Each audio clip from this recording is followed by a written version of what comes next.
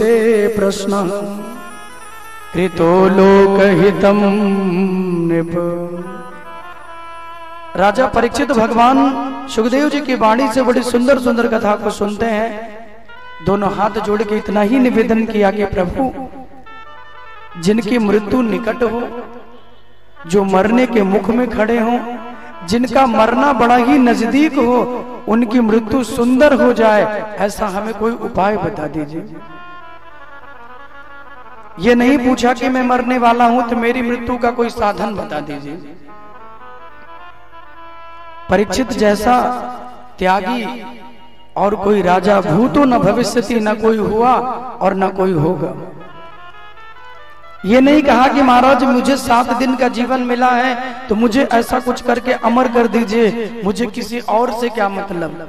आजकल की भावना बदल गई, हम और मेरा परिवार ही सब कुछ है मेरे लिए, जो कुछ मिले वो मुझे मिले और किसी को न मिले। लेकिन परीक्षित जो बड़े परमार्थी हैं, परीक्षित ने कहा कि जो भी मरने वाले हैं, अतः पृच्छामि संसिद्धिं योगी नाम परमं गुरुम अपुरुषस्य यत कार्यम म्रियमाणस्य सर्वथा। जो भी मरने वाले हैं उनकी मृत्यु सुंदर हो, ऐसा हमें कोई उपाय बता दीजिए। जो मरणासन्न अवस्था में पड़े हैं उनकी मृत्यु सुंदर हो जाए, क्या कोई ऐसा उपाय है?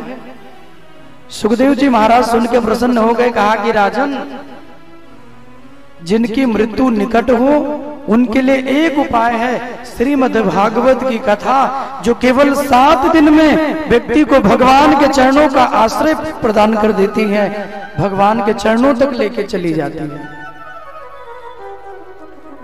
एवं 7 दिनश्चैव सप्त ग्रंथि विभेदनम, जो 7 ही दिन में हमारे जीवन का कल्याण कर देती है। सुखदेव जी ने कहा कि राजन तुम चिंता मत करो, हम तुम्हें भगवान की बड़ी सुंदर कथा सुनाएंगे। सबसे पहले सुखदेव जी ने सृष्टि क्रम का वर्णन सुनाया। जब दुनिया में केवल जल ही जल होता है तो वटवृक्ष के पत्ते पर भगवान बालक बन के घूमते रहते हैं। सृष्टि करने की जब भगवान की इच्छा होती है, सृष्टि करने का भगवान जब मन बनाते हैं तो अपने स्वरूप को भगवान एक से अनेक करते हैं। भागवत में लिखा है कि एकोहम बहुश्यामा, भगवान तो एक ही है, लेकिन एक से जब अनेक होने की इच्छा हुई तो भगवान के नाभि से कमल प्रकट हो गया। और उस कमल पे किसका प्राकट्य हुआ? कमल पे श्री ब्रह्मा जी का प्राकट्य हुआ। अगाध जल में जब ब्रह्मा जी प्रकट हुए तो विचार करने लगे कि मुझे बनाने वाला कौन है, किसने मुझे बनाया। इधर उधर ढूंढने लगे तो कोई दिखा नहीं। 2 शब्द सुनाई दिया, एक ता और एक पा, यानी कि तप करो, जब तप करोगे तो तुम्हें मेरा दर्शन होगा। ब्रह्मा जी ने बहुत वर्षों तक तपस्या की और बहुत वर्षों तक तपस्या करके भगवान को मनाया।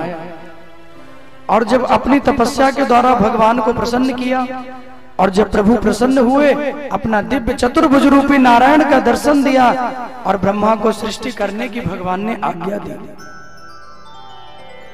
ब्रह्मा जी से कहा कि हे ब्रह्मा जी सृष्टि करिए। रुद्र को बनाया, मरुद गणों को बनाया और सृष्टि प्रारंभ हो गई। ब्रह्मा जी के शरीर से एक स्त्री और पुरुष का जोड़ा प्रकट हुआ, जिनका नाम रखा गया मनु और शतरूपा। हम लोग मनु जी महाराज के वंशज हैं, इसलिए हमको मानव कहते हैं, हमको मनुष्य कहते हैं। हमारे पूर्वजों में अगर किसी का नाम है तो वो मनु जी महाराज हैं। अब कितनी पीढ़ियां बीत गई है तो हम लोग नहीं जानते, लेकिन मनु जी महाराज की वंशावली में हम लोग हैं, इसलिए हमको मनुष्य कहते हैं। मनु और शतरूपा का ब्रह्मा जी ने विवाह करवाया और जब इन दोनों का विवाह हो गया तो दोनों के द्वारा 3 कन्याएं और 2 पुत्र हुए। प्रियव्रत और उत्तानपाद नाम के 2 बेटे हुए। आकुति, देवहूति, प्रसूति नाम की 3 कन्या हुई। आकुति मैया का विवाह रुचि प्रजापति के साथ किया गया। जो दूसरी बेटी है देवहूति, उनके विवाह के लिए मनु जी महाराज को थोड़ा श्रम करना पड़ा, थोड़ा परिश्रम करना पड़ा, क्योंकि देवहूति मैया बड़ी भक्त वत्सल है। इनके विवाह के लिए सुयोग्य वर ढूंढने के लिए पूरी पृथ्वी पर मनु जी महाराज ने भ्रमण किया, और सारी पृथ्वी पर इनके अनुरूप जब कोई वर नहीं मिला तो लौट रहे थे, तो करदम जी महाराज की कुटिया में अपने विमान को नीचे उतारा। करदम जी महाराज ने देखा कि मनु जी आए हैं, तो उनका स्वागत करने के लिए आए। तो मनु जी बोल पड़े कि हे महाराज, मैं आपको कुछ देने के लिए आया हूं। करदम जी को लगा कि मुझे क्या देंगे, बहुत होगा तो मुझे हवन करने की समिधा देंगे, घी देंगे, दूध देंगे, क्योंकि मैं तो भक्त हूं, मुझे धन दौलत की कोई कामना है नहीं। मनु जी महाराज ने कहा कि वो सब तो हम तुम्हें देंगे, लेकिन मैं अपनी सबसे अनमोल चीज तुम्हें देने के लिए लाया हूं। महाराज वो अनमोल चीज क्या है?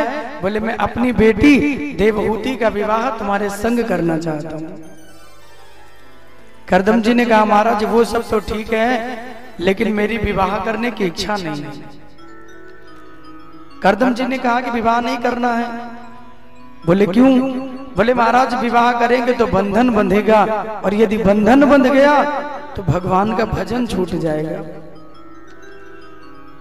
और मैं भगवान के भजनों से वंचित नहीं होना चाहता। मनु जी ने कहा कि अगर ये बात है तो आप बिल्कुल चिंता मत करिए, क्योंकि मेरी जो बेटी है ना वो बड़ी सुयोग्य है, बड़ा धर्म कर्म करने वाली है, बड़ा पूजा पाठ, बड़ा अनुष्ठान करती है, और मेरी बेटी से जब तुम्हारा वरण होगा ना तो तुम्हारा भजन कम नहीं होगा, बल्कि मेरी बेटी तुम्हारा संग देगी, तुम्हारा भजन और बढ़ेगा, तुम्हारी भक्ति और बढ़ेगी। करदम जी ने कहा कि ठीक है महाराज, यदि आपकी आज्ञा है तो हम विवाह कर लेंगे। देवहूति मैया का विवाह इनके संग में किया। इनके यहाँ 9 कन्याओं का जन्म हुआ। जब 9 बेटियां करदम जी के यहाँ हुई, और भगवान कहते हैं कि 9 कन्याएं कोई और नहीं, ये एक एक कन्या एक एक भक्ति बन के आई है, यानी 9धा भक्ति बन के 9 कन्याएं करदम जी के यहाँ प्रकट हुई। और 9 प्रकार की भक्ति क्या है? बोले श्रवणम कीर्तनम विष्णु, स्मरणम पाद सेवनम, अर्चनम वंदनम दास्यम, सख्यम आत्मनिवेदनम। ये 9 प्रकार की भक्ति है, जिनमें पहली भक्ति है श्रवणम। आप लोग जो यहाँ बैठ के भगवान की कथा को सुन रहे हैं ना, ये सबसे पहली भक्ति है। सबसे पहले भगवान की कथा को सुनिए, भगवान के बारे में जानिए। श्रवण होगा तभी तो जानेंगे कि वो कौन है, वो करते क्या है। मान लीजिए आपको किसी डॉक्टर को दिखाना है, किसी डॉक्टर को दिखाने के लिए आप जाएंगे, तो पहले उसके बारे में जानेंगे तो कि ये कौन है। भाई दांत में दर्द है तो दांत के डॉक्टर को दिखाना पड़ेगा, आंख में दर्द है तो आंख के डॉक्टर को दिखाना पड़ेगा। तो ये 9 कन्याएं 9धा भक्ति बन के आए, और जब करदम जी को 9 संतान प्राप्त हो गई, तो करदम जी देवहूति मैया से राजपाट छोड़ के जाने की आज्ञा मांगते हैं। देखो गृहस्थ में अगर व्यक्ति है तो ऐसे ही गृहस्थ को छोड़ के नहीं जा सकता। कोई पिता है, परिवार का दायित्व उसके ऊपर है, तो अपने परिवार को छोड़ के वो नहीं जा सकता। कोई देवी है, पूरे परिवार का दायित्व है, तो पहले आज्ञा लेके तो जाना चाहिए। करदम जी ने कहा कि अगर देवी आज्ञा हो तो मैं जाऊं। देवहूति ने कहा कि प्रभु, एक तो मैं स्त्री हूं, आप भी चले गए तो इन 9 कन्याओं का विवाह कौन करेगा। 1-2 बेटियां तो है नहीं, 1-2 होती तो मैं सोचता कोई बात नहीं। एक काम करिए, इन 9 कन्याओं का विवाह करवा दीजिए, और इनके लिए एक इनको भाई मिल जाए, फिर मैं आपको नहीं रोकूंगी, आप चले जाइए। करदम जी कुछ दिन और रहे, और इनके यहाँ पुत्र बन के स्वयं भगवान के 24 अवतारों में एक अवतार भगवान कपिल देव पधारे। बोले कपिल देव भगवान की जय हो, भागवत महापुराण की जय हो। भगवान के 24 अवतारों में एक अवतार श्री कपिल देव जी महाराज पधारे। एक बात हमेशा याद रखिएगा मेरे भाई बहन, जिनके जीवन में नवधा भक्ति आती है, 9 प्रकार की भक्ति जिनके जीवन में आए ना, उनके यहाँ पुत्र बन के कोई और नहीं, स्वयं मेरे प्रभु स्वयं पुत्र बन के चले आते हैं। क्या बोलना पड़ेगा? राधे राधे। ऐसे नहीं, जोर से बोलना पड़ेगा और जोर से बोलना पड़ेगा। तो उनके यहाँ पुत्र बन के भगवान स्वयं आते हैं। कपिल देव भगवान पधारे तो करदम जी चले गए। अपनी बहनों का बड़ा सुंदर लालन पालन किया। और एक दिन जब इनकी माँ को पता चला कि मेरा पुत्र कोई और नहीं, ये तो साक्षात ईश्वर है, तो अपने पुत्र को एक दिन एक सुंदर से आसन पे बिठा के और मैया नीचे बैठ गई। कपिल देव भगवान ने कहा कि माँ आज आपने ऐसा क्यों किया? मैं ऊपर और तुम नीचे क्यों बैठी हो? माँ कहती है पुत्र आज तक मैं तुम्हें अपना बेटा मानती रही, लेकिन जब मुझे पता चला कि तुम भगवान के अंश अवतार हो, तो आज मैं तुमसे कुछ पूछना चाहती हूँ। आज मेरा मन है तुमसे कुछ पूछने का। और मैया ने बड़े सुंदर सुंदर प्रश्न कपिल देव भगवान से किए और कपिल देव भगवान ने उन प्रश्नों का निराकरण भी किया। मैया ने पूछा कि संतों का लक्षण क्या है? कपिल देव भगवान ने कहा जो सहज हो, जो सरल हो, जिनकी वाणी कभी झूठ ना बोले और जो किसी के दुख को देखकर दुखी हो जाए और किसी को सुख को देखकर सुखी हो जाए, वही सच्चा साधु और वही सच्चा संत है। केवल वस्त्र पहनने से कोई साधु नहीं होता। किसी भी वस्त्र में अगर आपके विचार निर्मल हो गए, आपकी बातें सुंदर हो गई, आपकी वाणी सत्य हो गई, तो किसी भी वस्त्र में आप साधु बन सकते हो। कोई पैंट शर्ट में हो सकते हैं, कोई साड़ी में हो सकते हैं, कोई सूट में हो सकते हैं, कोई धोती कुर्ते में हो सकते हैं, कोई अपने सांस्कृतिक लिबास में हो सकते हैं। संतों का सबसे परम लक्षण है, 9 लक्षण संतों के बताए गए, जिनमें सरलता, सहजता और किसी के दुख को देखकर दुखी हो जाना। सच्चा कोई संत होगा तो उसे अपना कोई दुख नहीं होगा मेरे भाई बहन, किसी और के दुख को देखकर जो दुखी हो जाए वही सच्चा संत है, वही सच्चा साधु है। हम लोग तो किसी और को दुखी देखते हैं तो हम लोग प्रसन्न होते हैं, भले हमें कोई सुख ना मिले, लेकिन हमारा पड़ोसी कभी सुखी नहीं होना चाहिए। अगर पड़ोसी दुखी होगा तो हमें प्रसन्नता अपने आप मिलेगी। लेकिन भागवत कहती है किसी के सुख में सुखी हो जाना और किसी के दुख में दुखी हो जाना, ये साधु संतों का सबसे बड़ा लक्षण है, ये भगवान के भक्तों का सबसे बड़ा लक्षण है। कपिल देव भगवान से मैया ने दूसरा प्रश्न किया कि हे पुत्र, यदि भगवान मानव बना के भेजें तो उस मानव का सबसे बड़ा कर्तव्य क्या है? उस मानव का सबसे बड़ा धर्म क्या है? वो किस प्रकार भगवान की मनाए, किस प्रकार भगवान की भक्ति करे?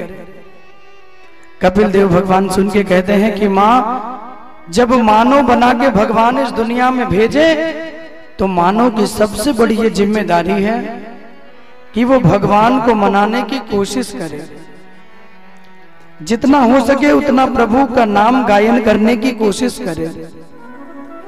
क्योंकि सतयुग में जप करने की बड़ी महिमा थी, त्रेता में तप करने की, तपस्या करने की बड़ी महिमा थी, द्वापर में भगवान की भक्ति, भगवान के पूजा पाठ की बड़ी महिमा रही। लेकिन कलयुग में ना तो तपस्या होती है, ना तो जप होता है, कोई साधन नहीं बनता। कलयुग में केवल नाम संकीर्तन है। जो भगवान का नाम गा लेता है उसका बेड़ा भव से पार हो जाता है। राधे राधे बोलना पड़ेगा, राधे राधे, ऐसे नहीं जोर से बोलना पड़ेगा और जोर से बोलना पड़ेगा। कलयुग में भैया एक ही साधन है जो भगवान का नाम गा ले। एक बार जो नाम गाए भाव से उसका बेड़ा पार हो जाता है।